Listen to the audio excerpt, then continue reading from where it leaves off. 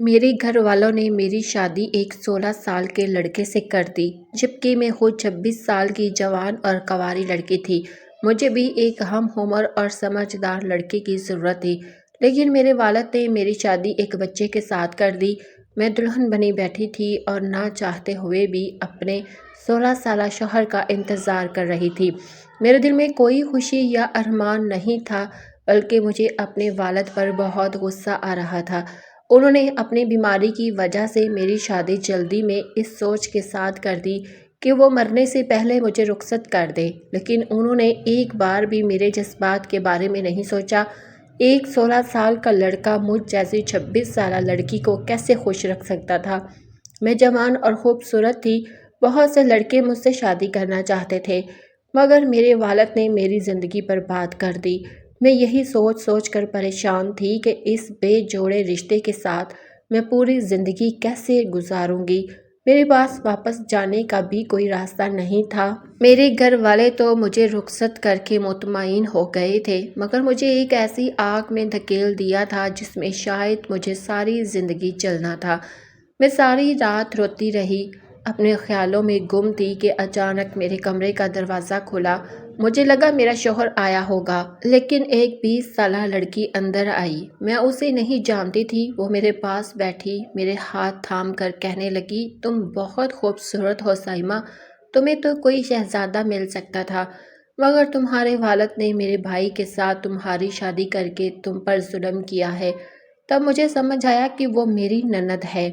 وہ عام نندوں کی طرح نہیں تھی، بلکہ اس کے انداز میں میرے لیے محبت تھی۔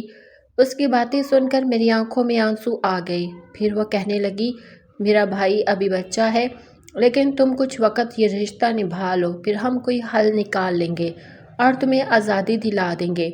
یہ سن کر مجھے امید ہوئی کہ شاید مجھے اس رشتے سے نجات مل جائے۔ کچھ دیر بعد میرا 16 سالہ شوہر کمرے میں آیا۔ اسے دیکھ کر مجھے لگا جیسے وہ میرا شوہر نہیں بلکہ میرا چھوٹا بھائی ہو۔ وہ میرے پاس بیٹھا اور میری چوڑیوں سے کھیلتے ہوئے بولا، مجھے سرخ چوڑیاں بہت پسند ہیں، یہ آپ پر بہت اچھی لگ رہی ہیں۔ میں گھبرا گئی اور ہاتھ پیچھے کر لیے۔ وہ مسکرا کر بولا، آپ ایسے ڈر رہی ہیں جیسے میں آپ کو کھا جاؤں گا، آپ میری بیوی ہیں۔ یہ سن کر میں بالکل خاموش ہو گئی۔ پھر میں نے کہا کہ میں تھک گئی ہوں اور کپڑے بدل کر سونا چاہتی ہوں۔ وہ مان گیا۔ میں باتھ روم میں گئی، شاور کے نیچے کھڑی ہو کر روتی رہی اور دل ہلکا کرتی رہی۔ کافی دیر بعد مجھے اچانک ایسا محسوس ہوا جیسے کوئی مجھے دیکھ رہا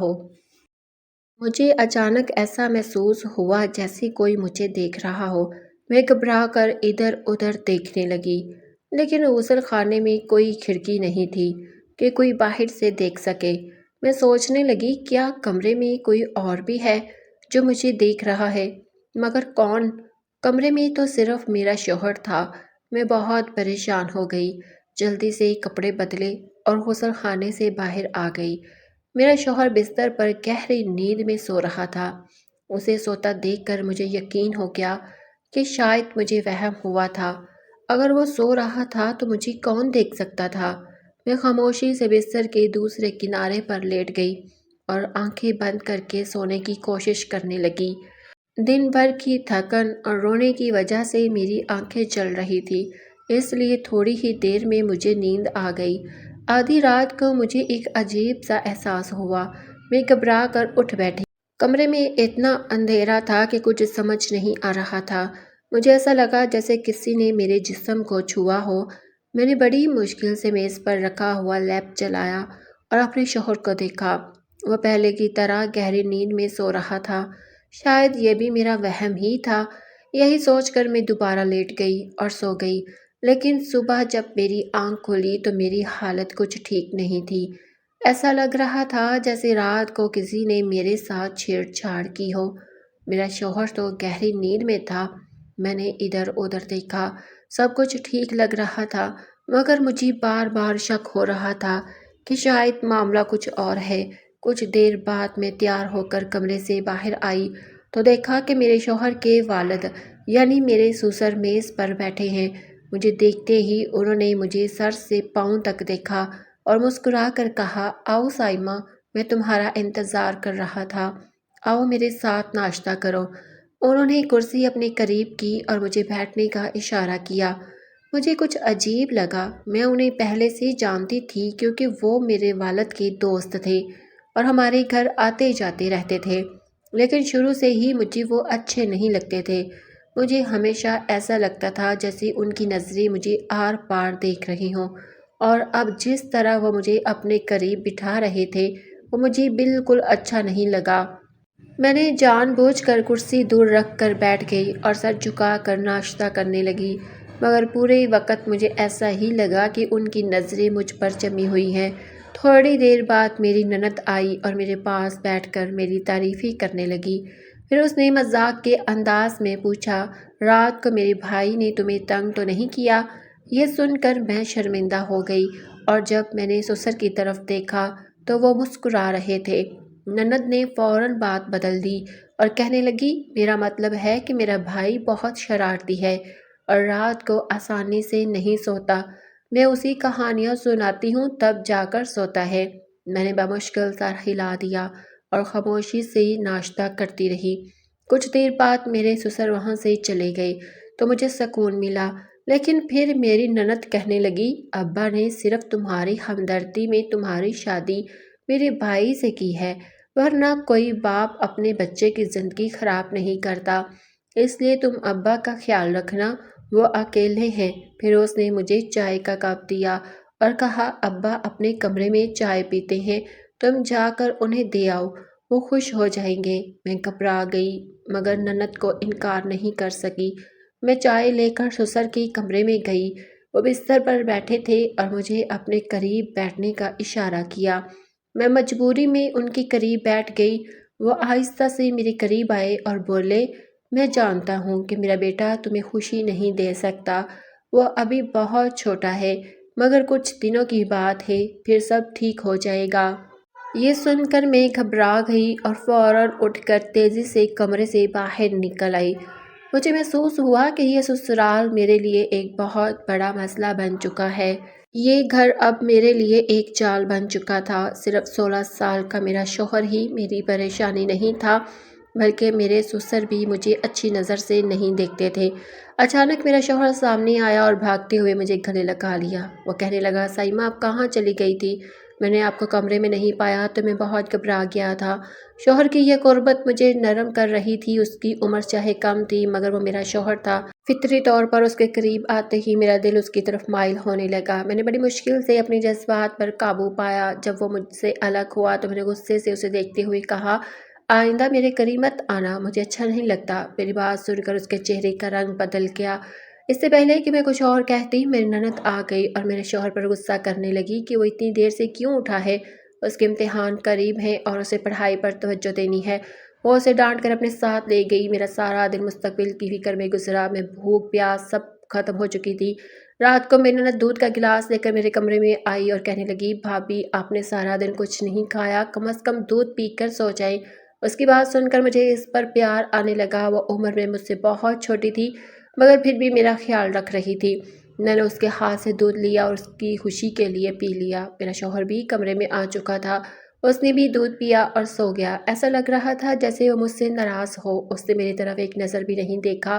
میں بھی سونے کے لیے لیٹ گئی، لیکن جب اگلی صبح میری آنکھ کھلی تو میں حیران رہ گئی۔ بستر کی چادر نیچے سے پھٹی ہوئی تھی اور میرا شوہر بستر پر موجود نہیں تھا۔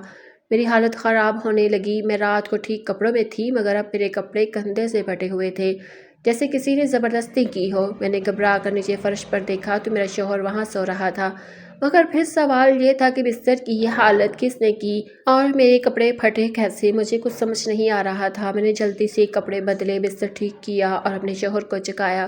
وہ آنکھیں کھول کر مجھے دیکھنے لگا۔ میں نے اسے دوبارہ بستر پر لٹایا اور خود بھی بیٹھ گئی۔ میں شدید پریشانی میں تھی کہ یہ سب میرے ساتھ کیا ہو رہا ہے۔ میرا شوہر تو صرف 16 سال کا بچہ تھا اور مجھے یقین تھا کہ وہ میرے ساتھ ایسا کچھ نہیں کر سکتا، لیکن اگر اس نے کچھ نہیں کیا تو پھر یہ سب کیسے ہوا؟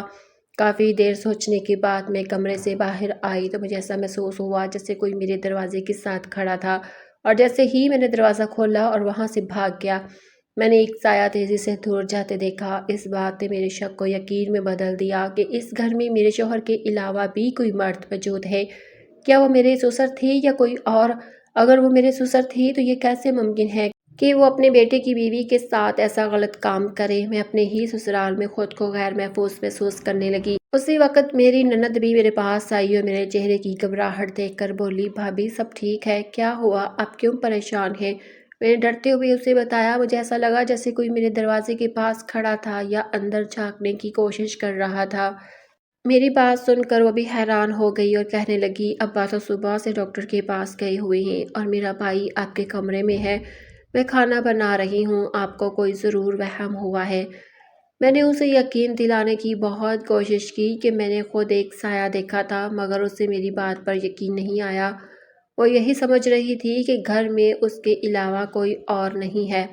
میں زیادہ تر کوشش یہی کرتی تھی کہ اپنے کمرے میں رہوں اور اپنے سسر سے کوئی بات نہ کروں۔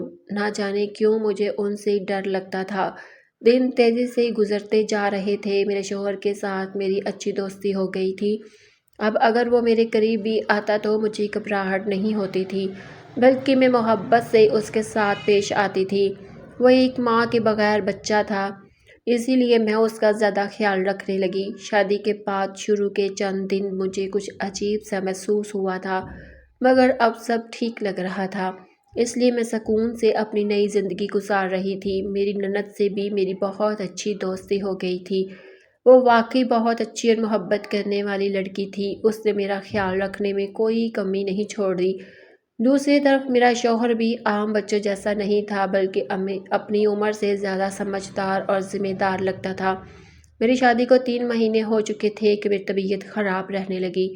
مجھے ہر وقت چکر آتے اور جب بھی میں کچن میں جاتی تو کھانے کی خوشبو سے میرا دل گھبرانے لگتا۔ شروع میں مجھے لگا شاید یہ کمزوری یا گرمی کی وجہ سے ہے، مگر دن گزرنے کے ساتھ ساتھ میری حالت مزید خراب ہوتی گئی۔ جب میری نند نے میری طبیعت دیکھی تو وہ میرا ہاتھ پکڑ کر زبردستی مجھے ڈاکٹر کے پاس لے گئی۔ ڈاکٹر نے کئی سوالات کیے اور پھر میرا الٹرا ساؤنڈ کروایا۔ جب رپورٹ آئی تو میرے سر پر آسمان گر پڑا، کیونکہ میں حاملہ تھی۔ یہ بات میرے لیے ناقابل یقین تھی، کیونکہ میرا شوہر صرف 16 سال کا بچہ تھا اور ہمارا آپس میں ایسا کوئی تعلق بھی نہیں تھا۔ پھر میں حاملہ کیسے ہو سکتی تھی؟ میں نے گھبرا کر ڈاکٹر سے کہا، شاید آپ کو کوئی غلط فہمی ہوئی ہے۔ ڈاکٹر مسکرا کر کہنے لگا، آپ کی نئی شادی ہوئی ہے، اس لیے آپ یہ خبر سن کر گھبرا گئی ہیں۔ میں پریشان ہو کر اپنی نند کے ساتھ باہر آئی۔ اس کے چہرے کا رنگ بھی اڑا ہوا تھا اور وہ بالکل خاموش تھی۔ میری آنکھوں میں آنسو آ گئے۔ میں نے غصے سے اپنی نند سے کہا، یہ سب کیسے ہوا؟ میرے اور تمہارے بھائی کے درمیان تو کچھ بھی نہیں تھا، پھر میں حاملہ کیسے ہو گئی؟ میری نند نے میری طرف دیکھا مگر کچھ نہ کہا اور پھر مجھے گھر لے آئی۔ پورے راستے وہ خاموش رہی۔ جب ہم گھر پہنچے تو میرے سسر سامنے بیٹھے تھے۔ انہیں معلوم تھا کہ ہم ڈاکٹر کے پاس گئے تھے۔ مجھے دیکھتے ہی انہوں نے میری طبیعت کے بارے میں پوچھا۔ میری نند نے فوراً اپنے والد کو میرے حاملہ ہونے کی خبر دے دی۔ یہ سنتے ہی میرے سسر غصے میں کھڑے ہو گئے اور نفرت سے میری طرف دیکھ کر بولے، تم نے کس کے ساتھ اپنا منہ کالا کیا ہے؟ میں نے حیرت سے اپنے شوہر کی طرف دیکھا۔ وہ 16 سال کا بچہ آج میری حمایت میں اپنے باپ کے سامنے کھڑا تھا، حالانکہ میں نے کبھی اسے دل سے اپنا شوہر نہیں مانا تھا۔ میرے سسر نے اپنے بیٹے سے غصے میں کہا، بتاؤ یہ بچہ کس کا ہے؟ کیا یہ تمہارا ہے؟ اس سوال پر میرا شوہر خاموش ہو گیا۔ پھر میرے سسر بولے، اسی وقت اس بد کردار لڑکی کو طلاق دو اور اسے یہاں سے نکال دو۔ اچانک ایک ایسی بات ہوئی کہ میری روح کانپ گئی۔ میری نند نے سچ بتا دیا۔ وہ روتے ہوئے کہنے لگی، میں ایک لڑکے کو پسند کرتی تھی اور وہ رات کو مجھ سے ملنے آتا تھا، کیونکہ میں نے اسے گھر کی چابیاں دے رکھی تھی۔ وہ مجھے استعمال کرنے کے بعد چھوڑ کر چلا گیا اور جاتے جاتے مجھے بدنامی دے گیا۔ آج میں اسی کے بچے کی ماں بننے والی ہوں۔ میں نے ہاتھ جوڑ کر اپنے باپ سے معافی مانگی اور کہا، اس کی غلطی کی سزا مجھے نہ دی جائے۔ اپنی بیٹی کی حقیقت جان کر میرے سسر سکتے میں آ گئے۔ میرا شوہر مجھے سہارا دے کر کمرے میں لے گیا اور تسلی دی کہ وہ میرا ساتھ دے گا۔ میرے سسر نے غصے میں اپنی بیٹی کو کمرے میں بند کر دیا، حالانکہ وہ بیچاری خود دھوکے کا شکار ہو چکی تھی۔